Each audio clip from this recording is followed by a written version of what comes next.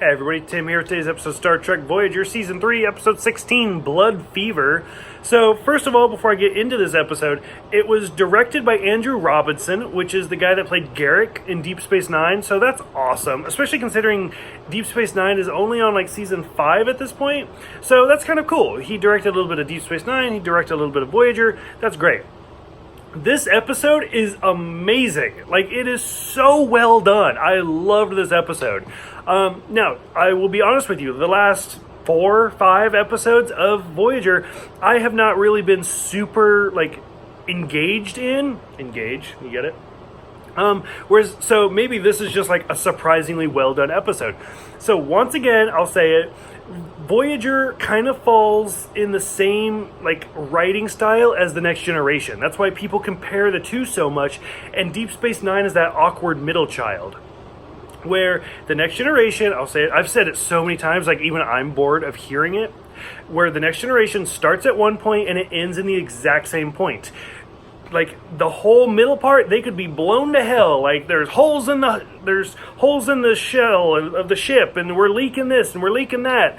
The very next episode, it's going to be brand spanking new and look perfect.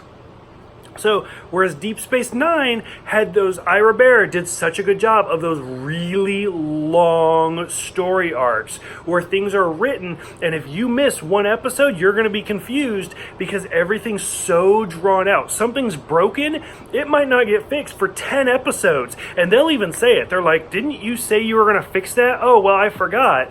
It's been 10 episodes and you still haven't done it. It's very important to pay attention for Deep Space Nine. So Voyager does experiment with that a little bit, and in this case, a lot of that comes to fruition in this episode.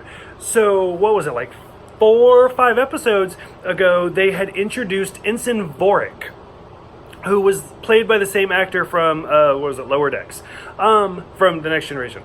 So, we saw him there, and we've seen him a couple of times since then. It's always kind of in the background. Well, finally, he plays a major part in this episode, and we know who he is because we've seen those previous episodes. And it's great because he's also in Pon Farr, which, it was kind of funny because my husband was watching this episode with me, and he's like, why is that Vulcan so angry? And I was like, he's horny. Vulcans get horny every 7 years, and this is his moment. And my husband's like, seriously? That's the greatest explanation for Vulcans ever. And it kind of actually drew him into the episode. So we've seen Pon Farr in the original series with Spock, and they even kind of do a little bit of a shout out, which I'll get to. So Ensign Vorik has entered Pon Farr, which, like I said, it's every 7 years. He's relatively young, so this is his first Pon Farr. So it's almost like him hitting puberty, and he's very embarrassed about it. He doesn't want to talk about it. It's shameful to talk about it. The doctor even tries to talk to Tuvok, and Tuvok's like, that's his thing. I don't want to know about it, and basically leaves.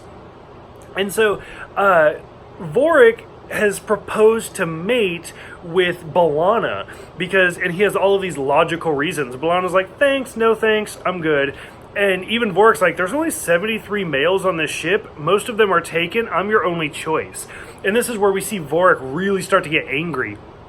And so Tuvok says, there's basically 3 ways to deal with the Pon Farr. Take a mate, which he can't do. He has a predetermined mate based on Vulcan culture, but he's 70 years from home. Combat, which is the option that we saw in the original series where Spock and Kirk fight, or meditate, which is what Vorik ends up doing, or trying to do. So it's kind of an interesting concept. And this is also one of those, I'm going to take a step back, where the A storyline is really good, and then, kind of the B storyline, I was like, you guys didn't even need that. Just take that out. Because I hated it. It wasn't interesting. I'll get to it in a minute. So, Tom, B'Elanna, and Neelix go down to a planet because they have to do some rock climbing to find some mineral that they need. And there's all of these, ruins around them. And they're like, oh, there was some sort of natural disaster here, but it couldn't have been more than 50 or 60 years ago. So already, in the back of your mind, you're like, well, what's going on there? So, and it comes back. Neelix gets hurt, and slowly you see B'Elanna start to lash out. And like at one point, she leaves, and Tom goes after her, and she bites Tom. And Tom's like, that's a Klingon mating ritual. I know it. Like, what's going on? And it turns out that Vorik has accidentally, like, basically infected B'Elanna with the blood fever of the Pon Farr. So it's really interesting storyline. And kind of seeing Tuvok visit Vorik, and his quarters are all just destroyed, and it's really interesting. So finally, like I said, we get to the B storyline where like B'Elanna's there, eventually Chakotay gets there, Tuvok gets there. And it turns out that in this underground, there's people living there, and they talk about how they were invaded, and in less than an hour, they destroyed their culture, and now they all live here in the mines, and it's like it was kind of interesting, but them like kidnapping Tom and Chakotay and Tuvok and them, like I thought was super boring. Like I didn't need that of the subplot. But overall, like it was kind of an interesting storyline, but it didn't need to be there. Like they could have just found more ruins that explained it, and people like bodies that had like carved on the walls. Like, why are they attacking or something like that? I do really like the scenes of Tom and B'Elanna talking, where B'Elanna's like, I know you want me because you keep asking, and I keep turning you down, and you get upset. And it's almost like, it kind of reminded me of Austin Powers, to be honest with you. It's like the whole, like where she's drunk, and even Austin's like, like, I love every woman alive, but you're drunk and it's not right. And that's kind of Tom, like he's a womanizer. He goes after every single woman on the ship, but B'Elanna is not in the right mind. She's basically infected with this Pon Farr, and she's not thinking clearly. And Tom's like, no, this isn't right. Where they start to go, and then Tom backs out. So I really like that scene. I thought it was interesting. And then, of course, the Doctor comes up with a cure, and everything's better. The hologram scene was a little bit disappointing, where, like, the Doctor makes a hologram of a Vulcan, and he's like, here, you can mate with this. And Vorik's like, seriously? And then, of course, it works. But then when Vorik goes down to the planet, which, why would you let him go to the planet? He and B'Elanna just start fighting, and it's this big intense scene of them just beating the shit out of each other, and it's kind of entertaining to watch. And Tuvok's like, no, they must battle it out, and Chakotay's like, what the fuck, man, like these two are gonna kill each other, but because it's your ritual of Pon Farr, you're gonna let them do it. Like, by the time you get to the end of this episode, it's so over the top that you're just ready for it to end.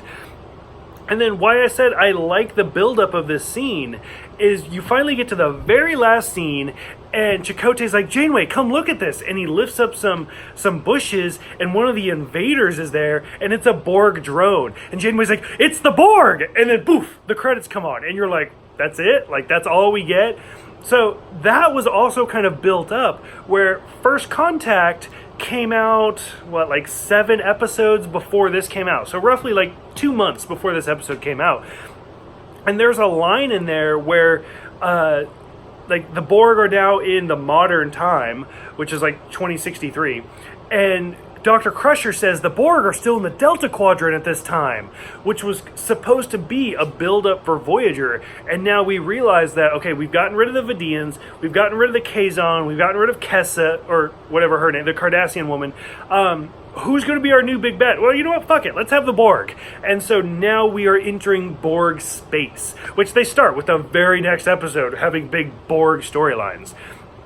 So, like, I thought it was funny. Like, it was frustratingly funny for them to just be like, it's the Borg! Roll credits. But, I don't know. It's like, for those who have seen this one, what did you think about Ensign Vorik? They did a good job of building his character up, and then he just basically disappears. And he's not in very many episodes for the rest of the series to build up to this one. So what did you think about Pon Farr? What did you think about him being with B'Elanna? What did you think about the Borg introduction? Go ahead, let me know in the comments below. Thank you guys so much for subscribing. You guys have no idea how much it means to me. Thank you guys for reaching out with comments and messaging me. That means a lot to me. If you guys send me a friend request, make sure to send me a message first, or otherwise I don't accept it. Thank you guys for everything, and I will see you guys next time for Unity.